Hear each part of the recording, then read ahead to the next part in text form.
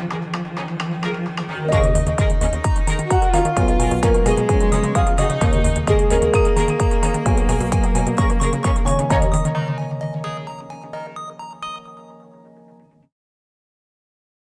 bonjour Nadia, et bonjour à toutes celles et ceux qui nous écoutent. Bienvenue dans le 3e épisode de notre série Regard au féminin.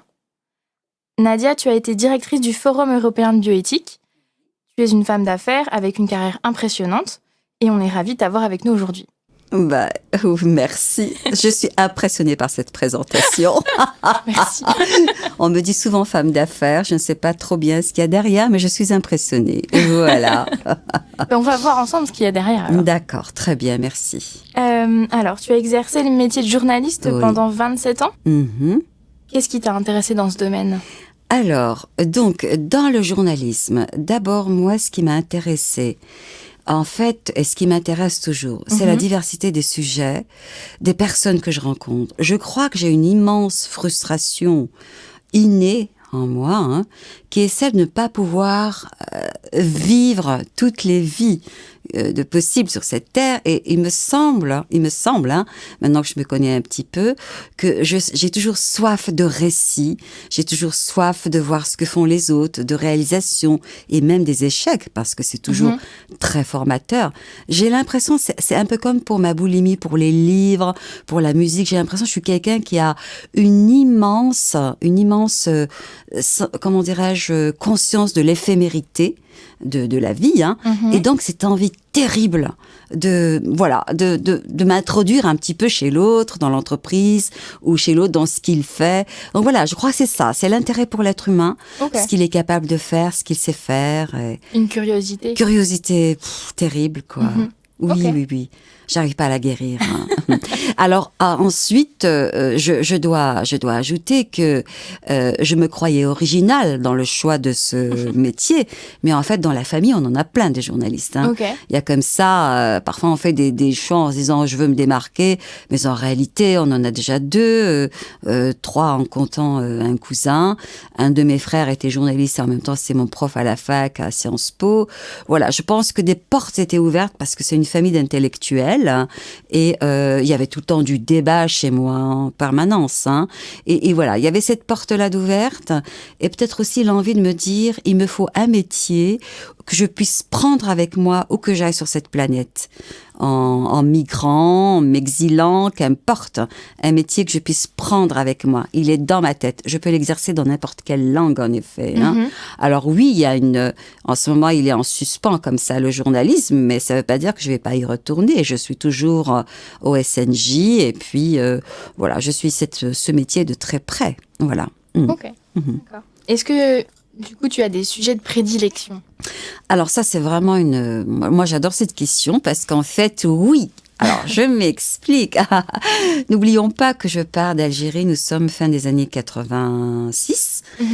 Donc, je viens d'abord. Il y a un contexte politique de sécurité absolument épouvantable en Algérie. Nous vivons toute la montée de l'intégrisme religieux avec des conséquences terribles pour nos vies, pour nos libertés d'expression, pour tout, jusqu'à l'intime, la façon de s'habiller, etc. Donc, je dirais que moi, mes années de fac n'était pas de tout repos à Sciences Po. C'était vraiment des années de combat et c'était... En fait, je me disais tous les matins, je ne veux pas abdiquer. C'est pas parce qu'on m'interdit en tant que femme on voudrait m'interdire les études que je vais abdiquer. Je préfère me battre. Donc, il y avait constamment des combats et c'était très méchant, on va dire. Bon, voilà. Après, il y a eu les années 90 et là, c'est la guerre civile en Algérie, ce qu'on appelait les années noires. Donc, en fait, en arrivant ici, bien que je viens d'une famille extrêmement politisée, je dis tout à l'heure, c'est constamment le débat, les échanges. Eh bien, je me suis dit, je suis tellement fatiguée et meurtrie par tout ce qui s'est passé là-bas. En plus, ma famille a été très touchée. Je ne veux pas du tout toucher à la politique. D'ailleurs, aujourd'hui encore, quand un politicien ou une politicienne me propose d'être sur la liste, je n'en veux pas. On n'est pas du tout dans la même configuration, mais je déteste le bruit, j'adore la musique, mais je ne veux plus de ça, de choses vaines, j'ai envie de dire. Donc, en fait, je me suis dit, dit, alors, je ne vais même pas traiter des sujets politiques ou géostratégiques, alors que ça me passionne. Dans le journalisme, je vais traiter de l'entreprise. Je vais aller vers des lieux où on réalise, où l'on construit. C'est comme si c'était le pendant à tout ce que j'ai connu, la déconstruction, la destruction. Donc, j'avais vraiment envie de parler de l'entreprise, de ce qu'on construit, des concepts. Voilà, donc c'est l'économie, c'est l'entreprise, c'est l'humain avec ses réalisations. Et pendant des années, j'ai dirigé un journal patronal, la Gazette hôtelière, c'est l'industrie hôtelière d'Alsace-Moselle. Avant même, c'était même Alsace-Lorraine. Puis après, j'ai travaillé pour le journal des entreprises. J'ai fait la correspondance pour plein de journaux nationaux également. J'ai fait de la télé, j'ai fait de la radio. Et à chaque fois, c'était sur l'économie. Des portraits de chefs d'entreprise, des réalisations, des choses comme ça. Donc, maintenant, je comprends ça. C'est que je voulais de la construction face à cette destruction qui était derrière moi. Et c'était aussi peut-être pour me reconstruire, je pense. Quand le forum de bioéthique s'est présenté, c'était quand même à l'idée, une initiative du professeur Nizan. Après, autour de lui, il y avait un certain nombre de personnes.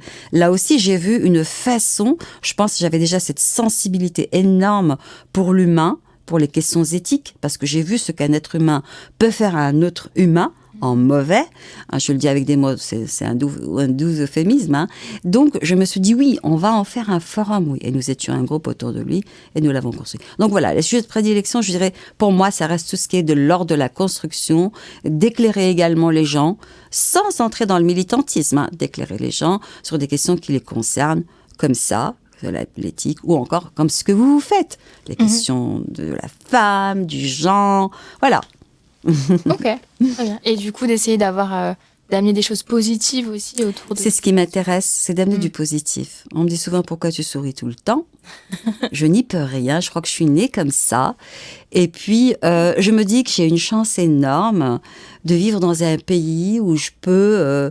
m'habiller comme je veux, je peux dire ce que je veux exercer le métier que je veux. Bien évidemment, il y a d'énormes contraintes. Attention, on est sur un terrain économique, parfois c'est favorable, parfois défavorable. Quand on est une femme, c'est pas toujours simple non plus, mais enfin, il y a des choses basiques qui sont là et qui sont, enfin, ce sont d'immenses libertés. Donc je me dis, moi, je n'oublie pas ça. Je n'oublie pas que je viens d'un pays, c'était très difficile et que, ma foi, aujourd'hui, c'est just do it. C'est possible. Avec des contraintes. Attention, il ne faut pas non plus idéaliser, mais c'est différent. Donc, je crois que ça contribue aussi à ma bonne humeur qui est vraiment... on m'a toujours vue comme ça, même sur les photos bébés, je souriais déjà. J'y peux rien. C'est pas une mauvaise chose. Non, en plus, c'est pas du tout maîtrisable. C'est comme ça. Je suis contente de me réveiller le matin, de voir le jour, de voir des belles choses dans la rue, de voir des innovations aussi. Voilà, quoi. Ok, très bien. Est-ce que, alors tu en as parlé un petit peu à l'instant, est-ce que tu peux nous expliquer un peu ce que c'est le Forum européen de la bioéthique ? Donc aujourd'hui, sincèrement, comme j'y suis plus depuis avril 2017, j'aurais tendance à dire que c'est peut-être d'autres personnes qui pourraient mieux en parler que moi, mais en tout cas, je peux vous parler de comment c'est parti de l'idée originelle, on va dire. Donc l'idée, c'était de rendre accessible à tous les questions de bioéthique. Nous avons travaillé sur ce concept de 2007 à 2009 en secret, et c'est-à-dire parce qu'on voulait pas partir comme ça en se disant ouais, on va y arriver, etc. Discrètement. Et puis après, en 2010, il y a eu une première édition test, et puis tout le reste est venu, et c'était à chaque fois génial. En fait, l'idée, c'est de rendre accessible à tous des questions de bioéthique et d'éthique, parce que, en fait, il faut pas oublier qu'il y a, donc, 2010, 2009, 2008, etc., c'est des sujets qui restaient vraiment dans des sphères extrêmement fermées, des sphères d'experts, et il y avait cette condition des fondateurs de dire, ça concerne tout le monde, on doit pouvoir en parler. Quand je décide de faire une FIV, quand je décide quand je pense au suicide assisté ou des choses comme ça, ou beaucoup plus simple même la question du médicament, etc. D'autres ne doivent pas être les seuls à décider pour nous, nous devrions au moins être éclairés. Et là, on revient aussi à une question centrale dans l'éthique, et celle du consentement. Elle touche aussi aux questions des femmes aujourd'hui. Le libre consentement, c'est quoi ? Est-ce qu'il suffit d'avoir été informé ? Voilà.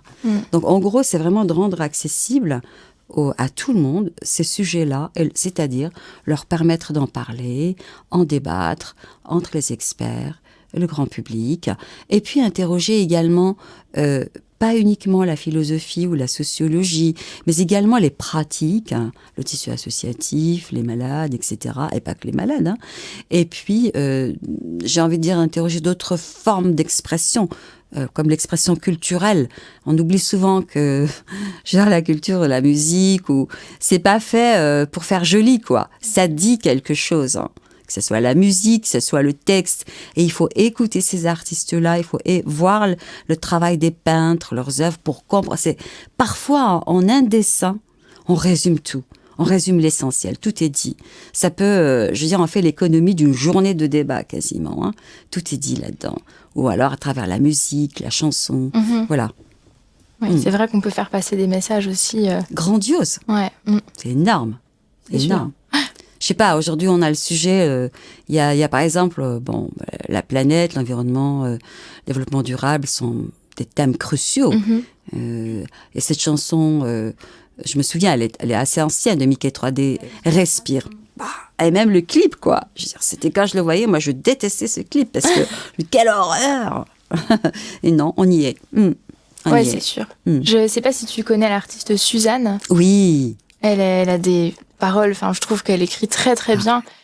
Et là, elle a des chansons un peu comme ça aussi qui touchent à ces questions, aux questions de la femme, mais aussi à tout ce qui est environnement, etc. Pour son dernier album, elle a sorti une chanson qui s'appelle Génération désenchantée. Carrément. Enfin, oui. Les paroles sont vraiment super intéressantes. J'ai vu une interview d'elle, ça me fait un peu penser à ce que tu dis, parce on l'a questionnée sur ses paroles, parce qu'elle a quand même un côté positif dans cette chanson. Oui. Et elle disait, mais moi je veux rester positive quand même, je crois qu'elle disait. Bien sûr. Et dans la chanson, elle se demande quelle planète elle laisse à son petit frère. Et enfin, je trouve que c'est intéressant de pas être complètement dans le noir et d'avoir quand même... voilà, c'est un peu cette lueur d'espoir quelque part. Nous nageons dans comment dirais-je, une ambiance, une information, un contexte qui est souvent morose. Hein. On le voit dans la rue, sur la tête des gens, on le voit. Et quand on écoute les infos ou sur les réseaux sociaux, etc., c'est pas la peine d'en rajouter, je pense. Ouais. C'est plus constructif, me semble-t-il. Après, chacun fait ce qu'il veut. Puis il faut tout pour faire de la musique ou d'autres...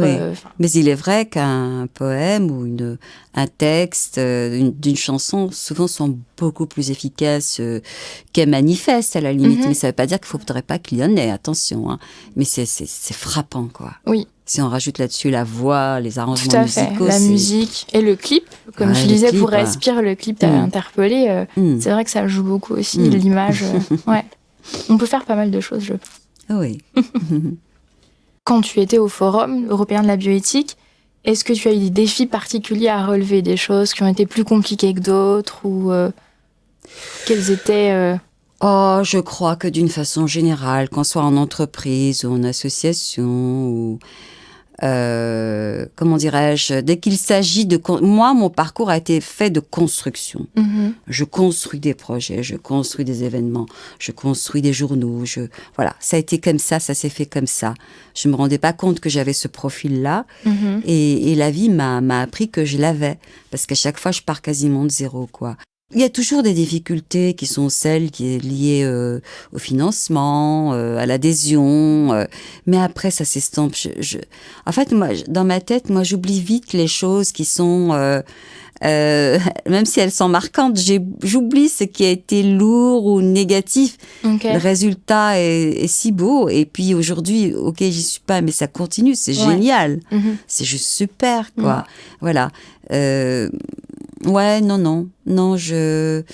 Les difficultés sont celles de toutes les associations, je crois, liées à la difficulté à trouver des financements ou parfois à leur retard. Voilà, des choses comme ça. Ça, face à des ambitions que l'on met en face, bien évidemment. Hein. Voilà. Quand on a l'ambition de faire quelque chose de grandiose, voilà.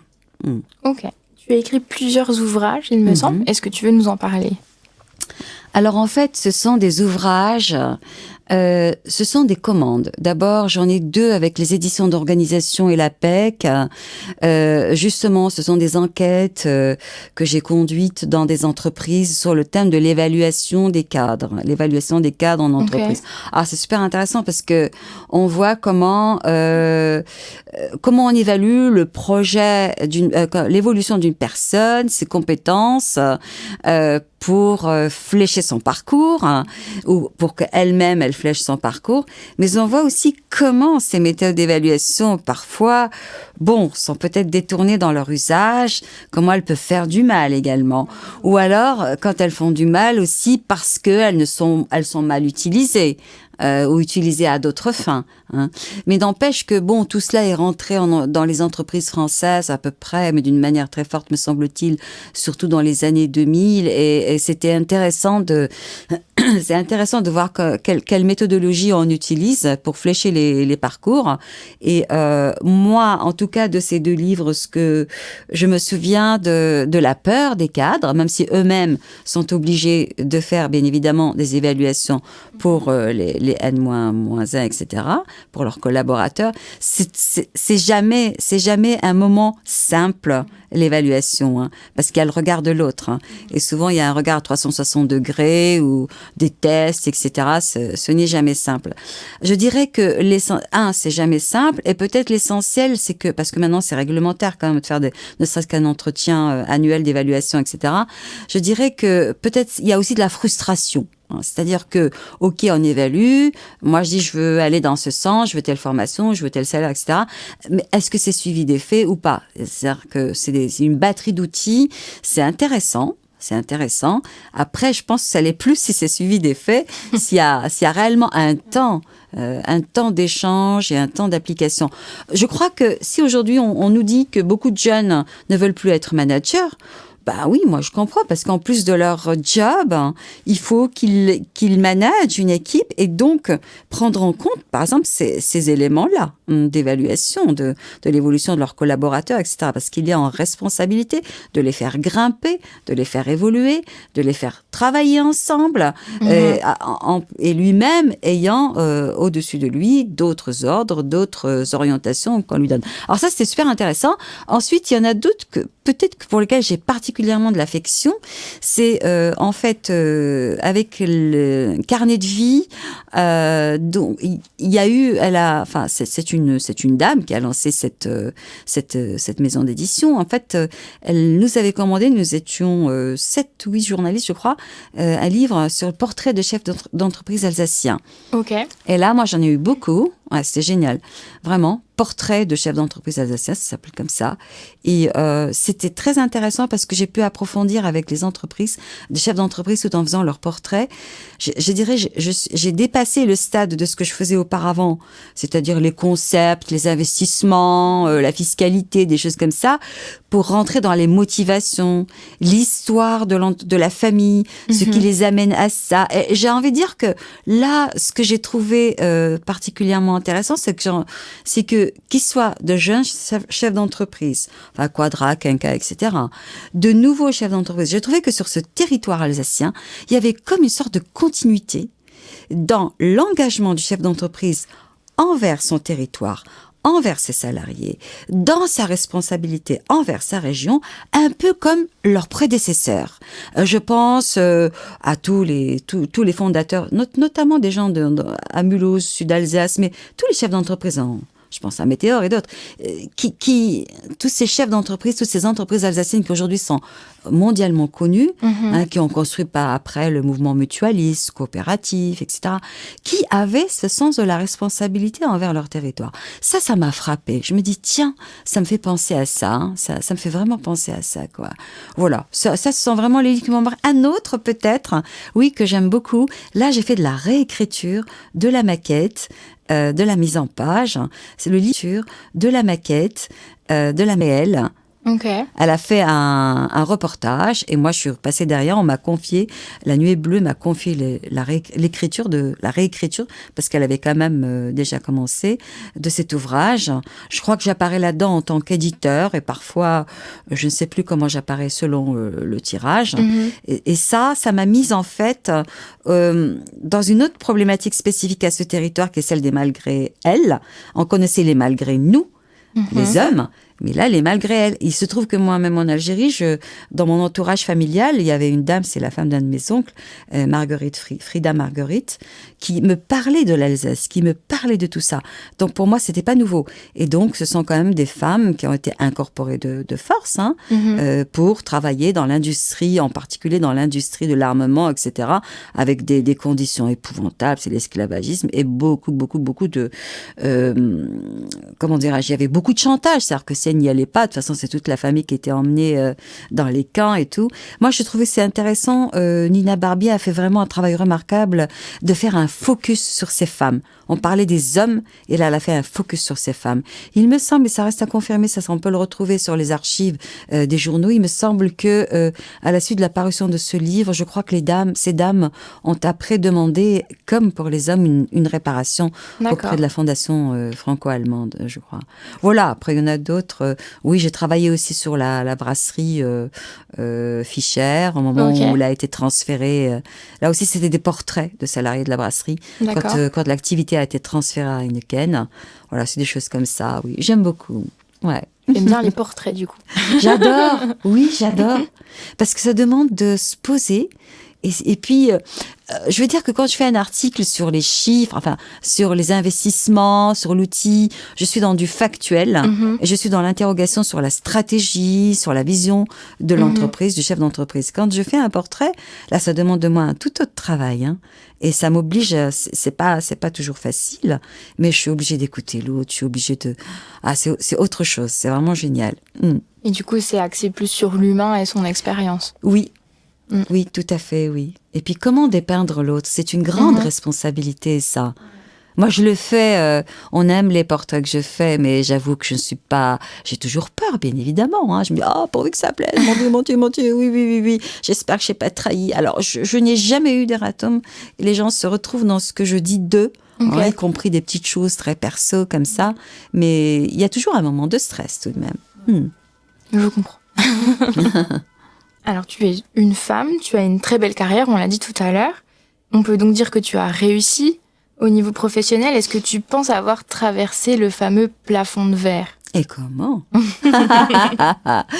Je serais vraiment de mauvaise foi de dire non. C'est-à-dire que je pense que, quel que soit le domaine, faut pas croire, même dans le domaine intellectuel ou autre, en fait, on le ressent tout de suite.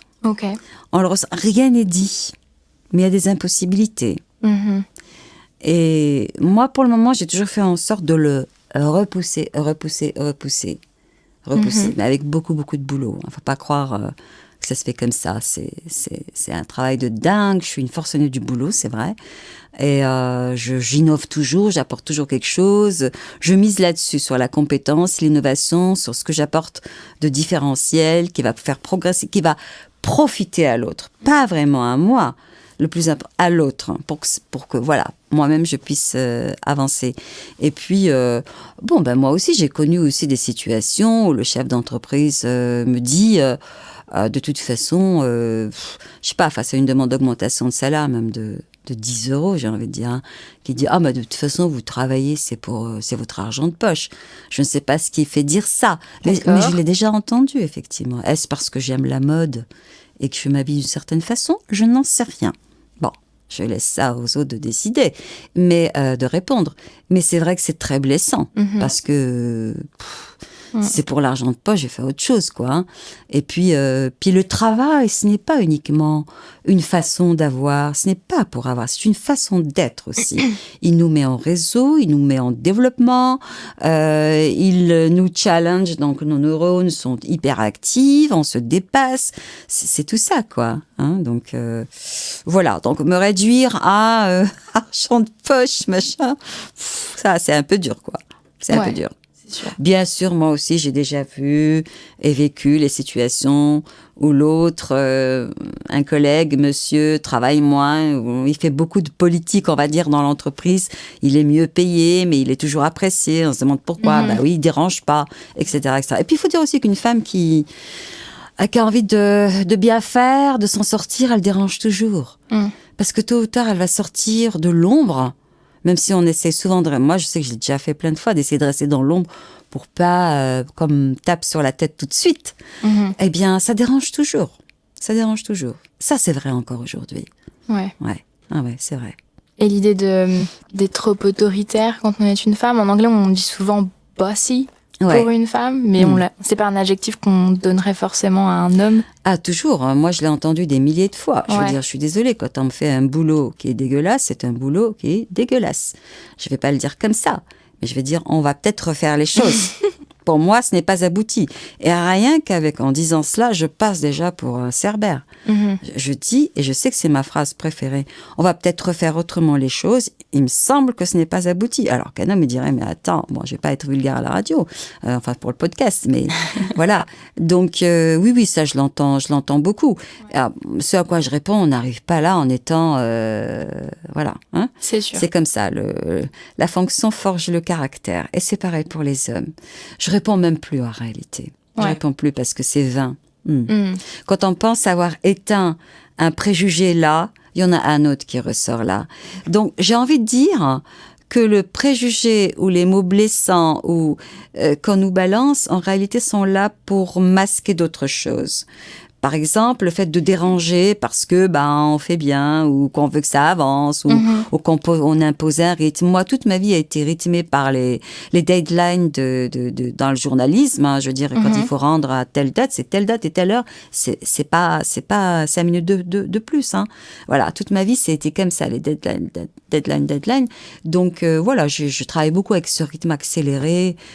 Ça dérange, ça dérange, oui, mais c'est pas grave, quoi.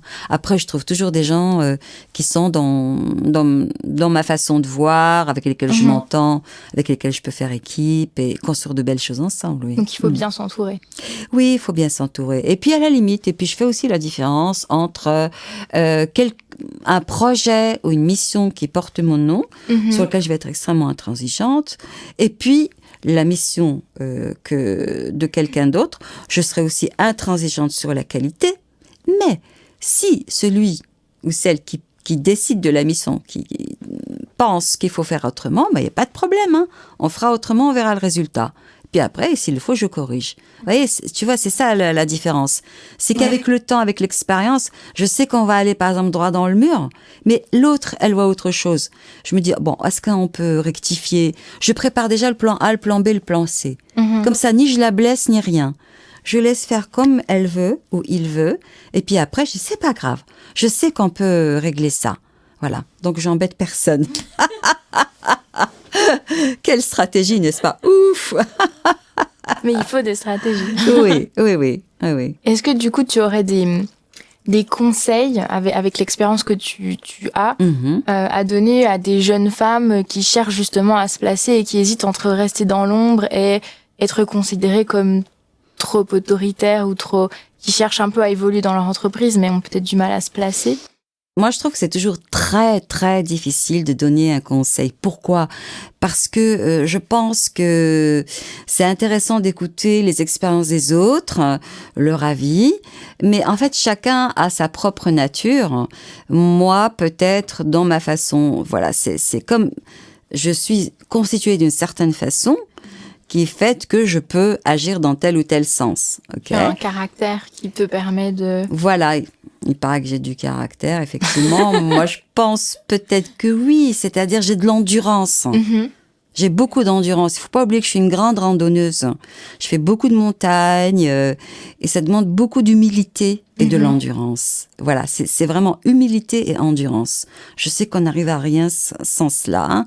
Donc en fait, et puis il ne faut pas oublier que dans mon parcours, moi, il a fallu vraiment... c'était pas simple, quoi, les choses dans la vie, c'était pas donné. Donc, moi, je dirais que peut-être dire la confiance en soi, dire à toutes ces jeunes femmes, cultivez la confiance en vous. dans vos compétences, essayez de repérer quand une autre personne, une tierce personne, commence à détruire cette confiance en vous.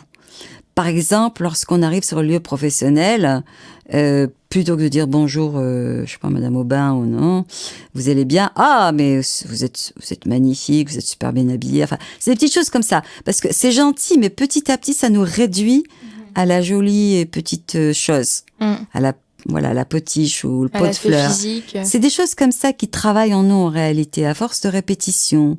Voilà. Et quand on a des idées, oui, il faut pas hésiter à les donner. Les choses n'ont pas besoin d'être dites avec véhémence ou arrogance ou même et puis bon voilà, dire ok, mais c'est pas grave, et c'est pas parce qu'on a été recalé une fois qu'il ne faut pas revenir. Il faut toujours, et je pense peut-être que c'est bien aussi de ne pas oublier son rêve, son rêve le plus profond. Moi, j'ai toujours aimé le débat, j'ai toujours aimé écrire. C'est aussi rattaché à ma famille, la façon dont j'ai vécu. Voilà, j'ai fait ça. J'ai fait ça et je continue à le faire autrement ailleurs, et ne pas oublier ses propres... Parce que c'est très difficile, hein. Il y a beaucoup de choses au-delà. C'est pas une personne, je veux dire, d'une façon générale, on peut subir la parole de l'autre ou un environnement ou une idéologie dominante qui a à faire de nous que, on hésite. On finit par ne plus savoir qui on est. On part avec plein d'idées, plein de bonne volonté, gonflé à bloc, et puis petit à petit, comme ça, on se rabougrit et on ne croit plus en soi. Je crois qu'il faut continuer à croire en soi, se redonner la confiance, savoir s'entourer de personnes vraiment bienveillantes à qui on peut s'ouvrir. Et voilà, quoi. Voilà, c'est tout ce que je peux dire, parce que donner des conseils, les modes d'emploi, c'est très compliqué. J'aurais trop peur, moi. J'aurais trop peur d'être responsable de cela. Chaque personne est différente. Ok, je comprends. Ouais. On a parlé un peu du plafond de verre, de des difficultés que ça pouvait engendrer. Est-ce que tu dirais que tes origines, elles t'ont... Est-ce que ça t'a mis des bâtons dans les roues, ou est-ce qu'au contraire, ça a été une force pour toi dans ta carrière ? Alors, en fait, je ne me rendais pas compte que... Alors, bon, déjà, il faut préciser tout de même, c'est vrai... me semble-t-il, enfin c'est ce qu'on me dit, voilà, je suis pas du tout typée, je suis pas typée du tout, donc je passe partout. Ça, c'est déjà, ça aide. Est-ce que ça a été un frein ? Oui, parfois on m'a regardé, on me l'a rappelé. Après, je dirais que je fais semblant de ne pas comprendre aussi. Je continue, je trace ma route. Et puis, je note aussi que c'est lorsque je fais des choses vraiment super bien, j'allais dire jolies, c'est-à-dire que des belles choses réussies et tout, c'est là qu'on s'acharne et on me ressort l'histoire de mes origines. C'est comme si on veut frapper. Mais ce n'est pas grave. Je sais que c'est l'envie, envieuse. Je sais que c'est la rage de pas pouvoir faire la même chose. Donc, je suis assez... je vous laisse passer ça. Okay. Je laisse passer. Après, il y a des moments où l'on s'étonne. Moi, je dis que je suis algérienne d'origine. Alors, je précise que je suis kabyle. On me dit, les Kabyles sont pas pareil. Alors oui, on a notre culture, notre langue et tout. Enfin, quand on dit algérien, cela fait référence à une nationalité. C'est administratif, j'ai envie de dire. Et quand on dit kabyle ou arabe, ça fait référence à autre chose. Donc voilà quoi. Oui, ce n'est pas toujours simple, mais ce n'est pas grave. Je me dis toujours que je trouverai toujours une porte à ouvrir. Voilà. Tu restes positive. Oui, autrement, il faudrait s'enterrer chez soi. C'est pas possible. On fait plus rien. Mais sincèrement, pour le moment, j'ai trouvé beaucoup de bienveillance, beaucoup de main tendue. Beaucoup. Okay. Ouais. Non, j'ai pas à me plaindre. Ouais. Est-ce que tu dirais qu'aujourd'hui, les choses évoluent autour de toi et que on va dans la bonne direction sur toutes ces questions là, dans le monde de l'entreprise et dans le monde en général? Par rapport aux femmes ? Ouais. Ok.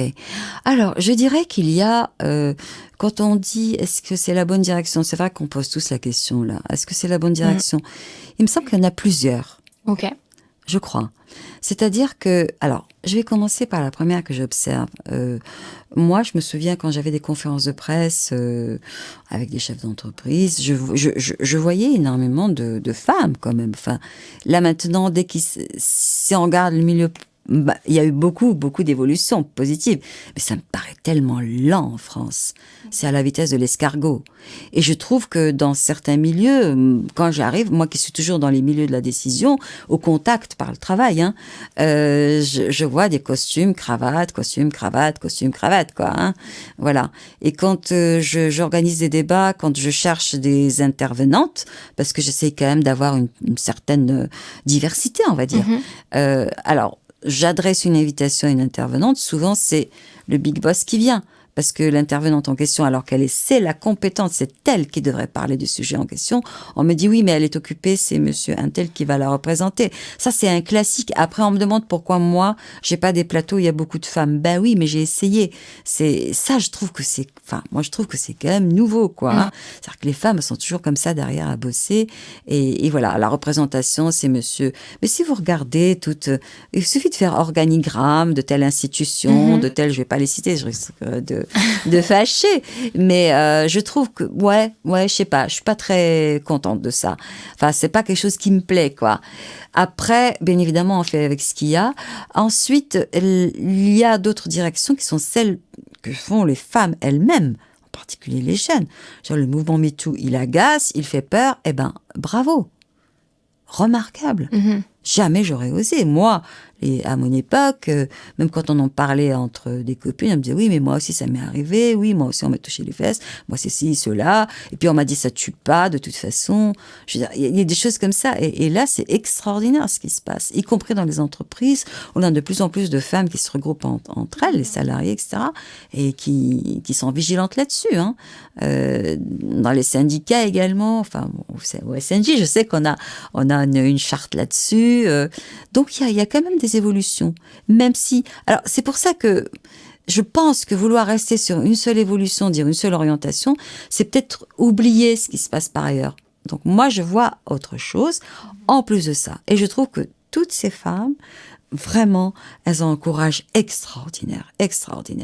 Un peu comme quand les jeunes sont sortis ils ont quand même battu le pavé de toutes les rues d'Europe pendant des mois et des années pour en faveur du climat, pour faire des marches pour le climat. Quel courage extraordinaire. Voilà. Ok. Donc tu parles d'organisation de débat. Est-ce que c'est ça que tu fais aujourd'hui Alors aujourd'hui, en fait, et depuis... ce qu'il faut savoir, c'est que tout en étant salarié, moi j'avais déjà créé ma boîte pour animer des débats, pour écrire des livres, pour faire du consulting. Et donc j'interviens en entreprise, en fait, ou auprès de grosses associations, des choses assez importantes, dans la fonction de l'information et de la communication, en fait. Okay. Alors souvent, il y a une problématique dans le sujet, sur ce terrain-là, par exemple. Donc, j'interviens pour faire la communication pour l'entreprise ou pour organiser, par exemple, un débat, les conventions d'entreprise, les séminaires, les assemblées générales, etc. Organiser, trouver les plateaux, animer avec le responsable communication, le président, le dirigeant. Okay. J'interviens également très souvent pour former une équipe, c'est-à-dire qu'on est en train de constituer, où il y a un changement dans l'équipe de communication, on est en train de construire une direction de la communication. Donc, je forme des personnes là et je fais moi-même le boulot de DIRCOM jusqu'au recrutement du directeur de la communication. Voilà. Il m'arrive aussi d'intervenir sur des questions de la marque. Okay. Alors, je ne suis pas du tout dans des produits. Souvent, c'est des positionnements, c'est du corporate en fait. Par exemple, avec Région Archi ou d'autres. Donc, on a une marque. Comment la faire connaître ? Comment la développer ? Quels sont ses publics ? Quelles sont ses valeurs, etc., etc. Dit comme ça a l'air d'être. Enfin, pour moi, c'est un jeu d'enfant peut-être, mais je veux dire, c'est tout simplement bien poser la marque et sans avoir à dépenser des milliers. C'est juste aller droit au but. Bien positionner la marque dans ce qu'elle est, dans ce qu'elle veut être et vers quoi elle veut aller. Et donc, créer des supports, par exemple, à cet effet pour le faire savoir, poser toute une stratégie, former des personnes, recruter après pour prendre le relais après moi. Généralement, c'est des missions entre 6 mois, 8 mois, 3 ans et elles peuvent se chevaucher. Je peux avoir 2-3 missions en même temps. D'accord. Voilà. Ok.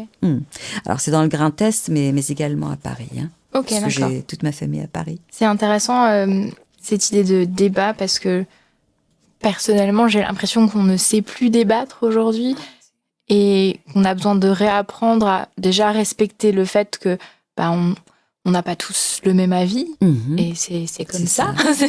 C'est la vie. Mais je trouve qu'on ne sait pas écouter l'autre, en fait. Et quand on voit sur les réseaux sociaux, par exemple, le débat est inexistant. Non, ça c'est vraiment un problème. Enfin, pour moi, c'est un problème. C'est-à-dire qu'on n'est plus dans des débats, on est dans des combats. Et puis le but, c'est pas de débattre, c'est de crier plus fort que l'autre. C'est du bruit. Moi, je trouve ça très anxiogène aussi. Hein. Et la parole de l'autre ne vaut pas. Il faut la masquer. On crie plus fort que lui. Non, c'est pas ça le débat. Alors, qu'est-ce que c'est le débat ? Le débat, c'est... Alors, déjà, le débat. Alors, il y a le débat et le débatteur ou l'animateur. Le débat, c'est déjà échanger des points, et même des points de vue contradictoires. Quitte à ce qu'on soit pas d'accord jusqu'à se détester s'il le faut, mais on le montre pas. On reste poli, on reste civilisé, quoi. On écoute l'autre, on écoute la différence. Alors, il y a un mot un peu bateau, mais la tolérance, oui, ça peut aider de penser. Et la bienveillance, j'ai envie de dire juste le respect. Je suis pas d'accord avec toi, c'est pas grave. Je vais te laisser parler jusqu'à la fin, puis après je vais revenir, je vais te dire, voilà, moi, ce que je pense. Et puis, je veux dire, si tu penses pas la même chose que moi, ça va pas me tuer. Bah, alors, où est le problème ? Je ne comprends pas tout ce bruit, toute cette agressivité, effectivement. Alors, il y a l'animateur. Ce que je fais très souvent, moi, d'animer les débats. Moi, je trouve que, à mon sens, hein, l'animateur, c'est pareil. Je ne suis pas là pour montrer que je sais. C'est pas mon rôle. On vient pour écouter les autres. Moi, je dois faciliter la parole. Et pour ça, il faut que j'ai préparé, avec tout le monde en amont, ce qu'ils veulent dire, eux. Pas moi ce que je veux leur faire dire. Et puis que je sois d'accord ou pas, on s'en fiche, c'est le problème. C'est même pas un problème, c'est pas ça le propos. Je dois permettre que des gens parlent, disent tout ce qu'ils veulent dire, dans les temps, et en s'écoutant entre eux. Et lorsqu'ils ont envie s'ils ne s'entendent pas, c'est à moi d'intervenir pour dire, écoutez, vous allez reprendre la parole, c'est pas un souci, laissez-le juste terminer. Voilà, c'est de se couper la parole, et c'est absolument affreux. Oui. Ouais. C'est pour ça que j'adore France Culture. C'est encore le lieu où on peut écouter des débats et tout en sérénité. Est-ce qu'on arrive encore à convaincre l'autre aujourd'hui dans ces débats ? Alors, moi, je sais que je sors toujours transformée d'un débat. Je suis toujours changée lorsque je sors d'un débat, quel que soit le sujet, que ce soit sur le médicament, que ce soit sur l'architecture, sur l'urbanisme, sur des produits, qu'importe. Je suis toujours transformée. Après, j'ai envie de dire, c'est à chacun de voir. Moi, je crois que rien ne se perd. Il reste quand même quelque chose. Ne serait-ce que d'être confronté à soi-même en se disant, j'ai pas supporté l'autre parole. J'ai pas supporté cette différence. En tout cas, moi, je sais que ça m'enrichit toujours. J'adore. Ok. Pour conclure, oui. Est-ce que tu as des projets à venir dont tu aimerais parler ? Ok. Alors, au-delà des missions professionnelles, de ce que j'appellerais le registre professionnel, en fait, ouais, c'est un vieux projet. Ce qu'il faut savoir, c'est que pendant des années, j'ai organisé des expos d'artistes chez moi, hein, bénévolement. J'étais aidée par des chefs d'entreprise, tellement j'aime l'art. Et en fait, moi, ce que j'adorerais peut-être, parallèlement à mes activités professionnelles, c'est créer un lieu où on a à la fois... Je dois dire que mon frère l'a déjà fait avec des amis à lui, c'est le Patio de la Rochefoucauld. Et en fait, c'est des lieux qui sont à la fois des lieux de débat, des lieux de programmation musicale, de culture, de restauration, d'hébergement, voilà. Une sorte de lieu comme ça. Mais je crois que ça renvoie un petit peu à ma famille, c'est-à-dire... C'est un retour vers sa propre famille, ce qu'on a connu quand on était enfant. Je n'en sais rien parce que c'était une maison où il y avait beaucoup de monde, voilà.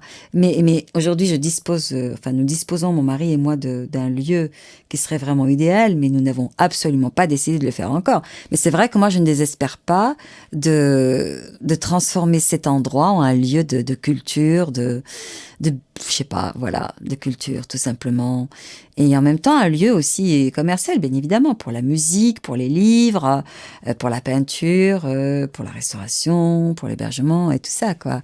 Et c'est en ça, moi j'adore, c'est peut-être un petit coup de pub, mais c'était pas vraiment le but. Je pense à lui, je pense à Emmanuel Hoff et Culture Angel, c'est un vieux, comment dirais-je, voilà quelqu'un, ça fait 10, 15 ans qu'il dit partout, voilà, la culture, les artistes sont capables de changer le monde, le changement viendra par l'art et tout, et qui promeut des artistes en région, des initiatives culturelles. Et je trouve que c'est un projet fou et c'est génial et je l'adore pour ça. Voilà, je suis complètement en symbiose et ça rejoint un peu mon projet finalement. Sauf que moi, je suis beaucoup plus sur la création d'un lieu. Mais ça, c'est à faire progressivement. Voilà, on a une maison en Franche-Comté. Je pense que tôt ou tard, peut-être qu'on finira par le faire. On verra, on verra. Ça serait magnifique. Ouais. Ok. Eh bien, bonne chance. Merci. C'est adorable. Merci. Et donc voilà, notre podcast touche à sa fin. Oui. Nadia, merci beaucoup d'avoir partagé ce moment avec nous. Merci à toi, merci à vous. Merci de cette invitation. Merci d'avoir accepté. Pour votre travail aussi. Merci. Voilà. Et merci à nos auditeurs aussi et nos auditrices de nous avoir écoutés. On est vraiment ravis d'en avoir appris plus sur ton travail, sur ton parcours et on espère que ça inspirera les personnes qui nous ont écoutés. Merci, c'est aimable. Donc à bientôt. À bientôt.